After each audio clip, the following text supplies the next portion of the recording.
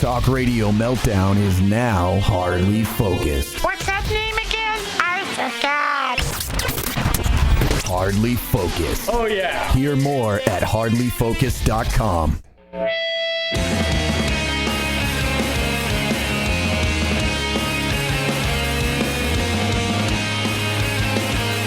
Donald Trump is a dick and a donkey. But we'll talk about him here because he announced something today that I will admit, Mike and Nate, I jumped the gun a little bit. I pulled the trigger a little too quickly in saying that. I told Typical. you guys I ejaculator, you.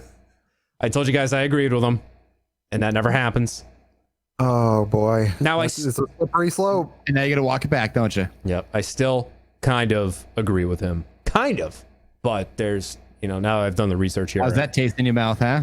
I'd rather drink semen. I believe you just did saying you agreed with him, so. Yeah, I like that. Was good. Well played, sir. Human I'd semen, high five you if I could. That's all right. He's still gargling the balls anyway. Yeah. What balls? The taint? Is it the orange balls? Orange puffs? Planters or Cheetos? The Cheetos. No, the ones the ones you can get in, like the big plastic tubs. Target. Today, Danny Tramp announced that houses of worship must be considered essential. This on the heels of most states in the union reopening to some degree, all taking phased approaches at reopening businesses and their respective economies. And churches, places of worship, those are included in one of the 4 phases. If states have 4 phases, then they're one of them. But it's not phase 1. And that part I only know what's going on in Massachusetts when it comes down to the 4-phase plan. I really haven't researched too much about what the other states are doing. I know like Iowa, for example, just because they have such a low number of confirmed cases at the moment and a significantly smaller mortality rate, they're opening a lot more things and opening things a lot faster. Alaska, I think, has gone back to business as usual. Yeah, because there's one person and 18 million bears. Yeah, and right. Georgia is just lying. That's their strategy. Yeah. Yep. So, here's the audio. Here's I guess Thump put together a very, very quick press conference to announce that he was doing this. I'll spoil this right before I play it. He read off of a sheet of paper. He read something that was pre-written. He goes off rails once. He goes off script once. But he actually read a pre-written statement. He kept it to about 2 minutes, and then it just left when he was done. He didn't argue with anybody. He didn't fight the press there in the briefing room. He kept it short. That's so unlike. It's just like church is good. Yeah. People like church. Maybe that's people smile in church. Maybe that's like why my gut reaction was to kind of agree with him, because he actually like articulated it in such a way that wasn't combative and didn't sound like a 2-year-old trying to do anything. Don't give him more credit than he actually needs. Okay, here's Thump talking to the press. Thank you very much. At my direction, the Centers for Disease Control and Prevention is issuing guidance for communities of faith. I want to thank Dr. Redfield and the CDC for their work on this matter. Today, I'm identifying houses of worship, churches, synagogue, and mosques as essential places that provide essential services. Some governors have deemed liquor stores and abortion clinics as essential, but have left out churches and other houses of worship. It's not right. So I'm correcting this injustice and calling houses of worship essential. I call upon governors to allow our churches and places of worship to open right now. If there's any question, they're going to have to call me, but they're not going to be successful in that call. These are places that hold our society together and keep our people united. The people are demanding to go to church and synagogue, go to their mosque. Many millions of Americans embrace worship as an essential part of life. The ministers, pastors, rabbis, imams, and other faith leaders will make sure that their congregations are safe as they gather and pray. I know them well. They love their congregations. They love their people. They don't want anything bad to happen to them or to anybody else. The governors need to do the right thing and allow these very important, essential places of faith to open right now for this weekend. If they don't do it, I will override the governors. In America, we need more prayer, not less. Thank you very much. Thank you. He pronounced. You're right. You could exactly tell when he went off script. Yeah, he pronounced most of the words correctly, so that's a start. So he mentioned abortion clinics in there, And liquor stores. Yeah, I didn't realize abortion clinics were considered essential. Anything that provides a health service is essential, and the reason they have liquor stores open is because they don't want to deal with all of the people withdrawing from their alcoholism influxing into the hospitals. That's the only reason liquor stores were open. Wow. Okay. I didn't know that. I thought it was just. And if you don't think abortions are necessities, go fuck yourself and go get buried back in the 1800s, you pieces of shit. Oh, well, honestly, if you have that argument, you just don't know enough about it. Yeah, I mean, I'm 100% pro-choice, and I just I figured that with the way things are going right now, everyone was just going to be boned, right? Like literally, because well, I would consider, wouldn't that be considered like an elective surgery to some degree? It's not elective if you got to get it done in a certain time frame. Yeah, true. Okay. But I didn't realize that that was I didn't realize that was essential. And the thing with the liquor stores too, I thought that was just the state of Massachusetts just being the state of Massachusetts and saying all the packies are allowed to stay open. Well, yeah, there people were pissed about why is the liquor store open, and I was like, yeah, it sounds bullshit, but a couple people that are health service nurses and other doctors kind of weighed in, and like, while it seems very suspicious and very kind of BS, a lot of the reason is you've got heavy duty alcoholics, and if they don't have access to that, they're going to come down hard, and they're going to end up influxing into these areas that we're dealing with COVID people, and we do not want them to mix. Let them be drunks at home and not have to deal with it here. Right. Yeah. So I'm like, all right, I'll agree with that one. If a health professional says let them drink, I'll okay. So why I kind of agree with dumbass there is, and I'm speaking to someone whose father is basically Ned Flanders.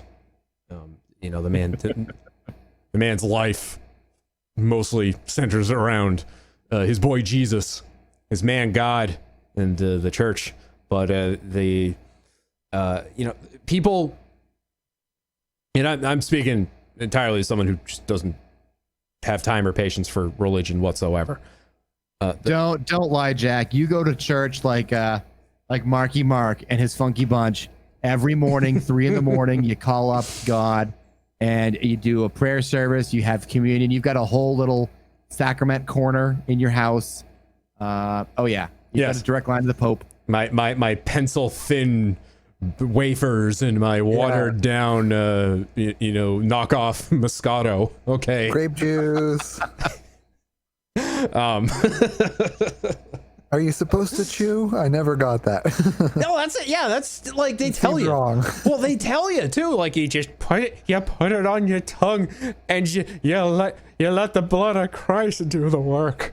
No, man, fuck. And like, oh my God, my father too. I wasn't allowed to eat like an hour before church. I had to fast an hour before church, and I would wake up It's like breakfast time, man. Right. I'd wake up at the last possible second before. Now, here's the question: did you get rewarded after? Did you have like Sunday donuts or something like that? Yeah. If we went, if he would wake me up at the ass crack of dawn to go, the first mass on Sunday, which was at like, 6:30 in the morning. Yeah, but you get out at 7 instead of 7:30, right? All that. My father's argument too was, you got the whole day ahead of you. I don't know why I thought Mike. I don't know why I thought you were gonna ask if he ate the Bible. I seriously thought you were gonna ask that. No, you don't eat the Bible. You tear off a page and use it as rolling paper because it's that thin. Yeah, gotcha. There you go. Man, you could get high alone just off the ink. I mean, not for nothing. There's a lot of that Old Testament stuff that no one reads anyway. No one would notice. Oh, right. Yeah, that's true. Of course. The Book of Ezra, the Maccabees. Come on, get out of here. I prefer better than Ezra. Thank you. Exactly. Yeah. So we would typically go to like IHOP or something after the super early mass. So there was a bit of a reward, but I'd have to be hangry for an hour, and the only thing that I could eat was the fucking communion bread there, that shit. Like, and you can't go up for seconds. That's what you think. I just put like a you fake. Get it in the front of the line, you go to the back of the church, boom, you get 2 lines right there, man. Put a fake mustache on. Yep. Look, I didn't get the gluten-free option last time. Can I get the gluten-free one this time? Yeah. I don't think I had enough body of Christ. Can I have a second body of Christ? Yeah, because Jesus was gluten-free. Okay. So, you had celiac, okay? That's why he was so thin. Yeah. Well, okay, so I bring all of this up because, I am completely just all over the place. Going off the rails. You're hardly focused. Yes. Oh. I just watched Waco on Netflix. This came out a couple years ago, but it's a 6-episode miniseries. It's a dramatization of the Waco siege. If you don't know anything about that, cult leader David Koresh, super into Jesus, thinking he was going to write the 7 seals and unlock the 7th seal. Michael Shannon plays the good guy. FBI hostage negotiator that spent most of the time talking to David Koresh.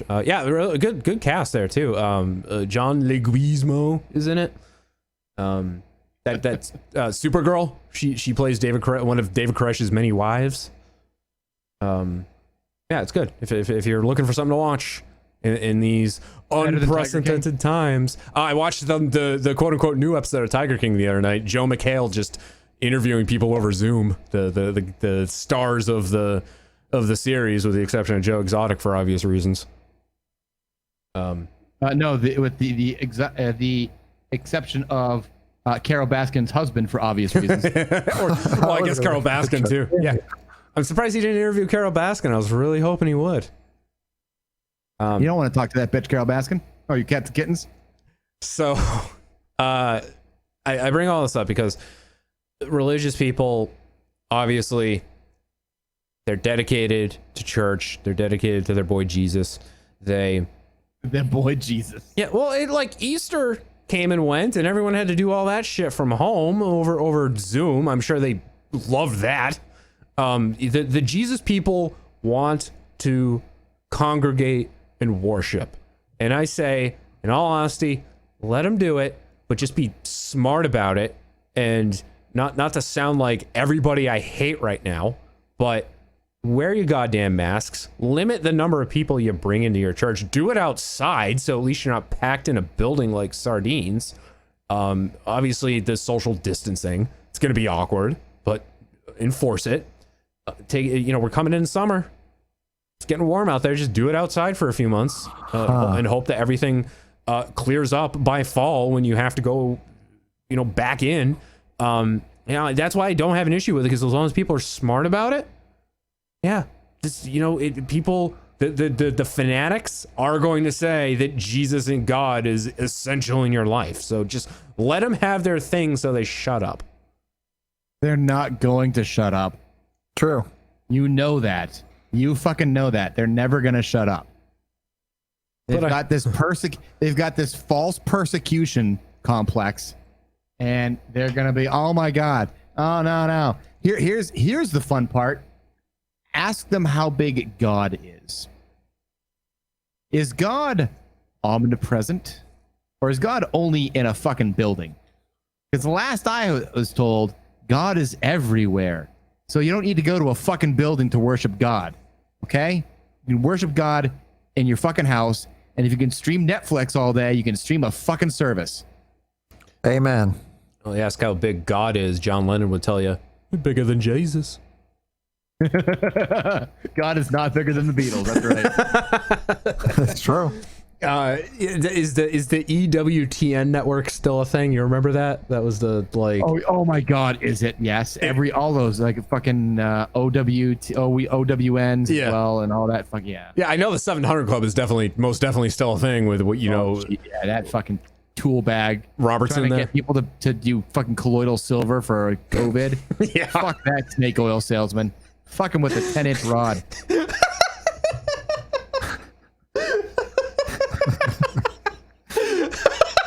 I don't know why that's so funny, but it is. All I can picture, I'm picturing something like out of Red Dead Redemption. Just like the traveling salesman, the tonic that cures all, Pat Robertson on the 700 Club. Yeah, take that Aqua Cura and shove it right up your ass. Hey, all you cool cats and kittens.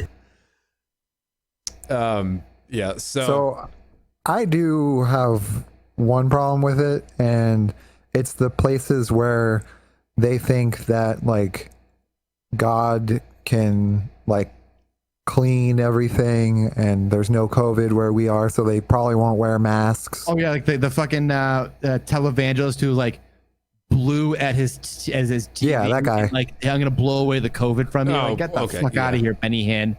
Yeah, so there's going to be a lot of churches where they're not going to wear masks because they're going to say, you know, the Lord is protecting us. The Lord is bigger than COVID. And, you know, the only people that get COVID is the people who fear it. Or no, the people who aren't faithful enough. Or that. Yeah, because that's like fucking drowning a person to find out if she's a witch. Oh, she must have been a witch. If Yeah. she survived drowning, no one fucking survives. Oh, she must have been innocent. Get the fuck out of here with that goddamn double negative bullshit. But I agree with Jack. If they are safe, then yeah, why not? yeah. Oh, you fucking naive people! I If like- they're safe. They're gonna shout from the rooftops that God is keeping them safe, and they don't need to do any of this protective shit.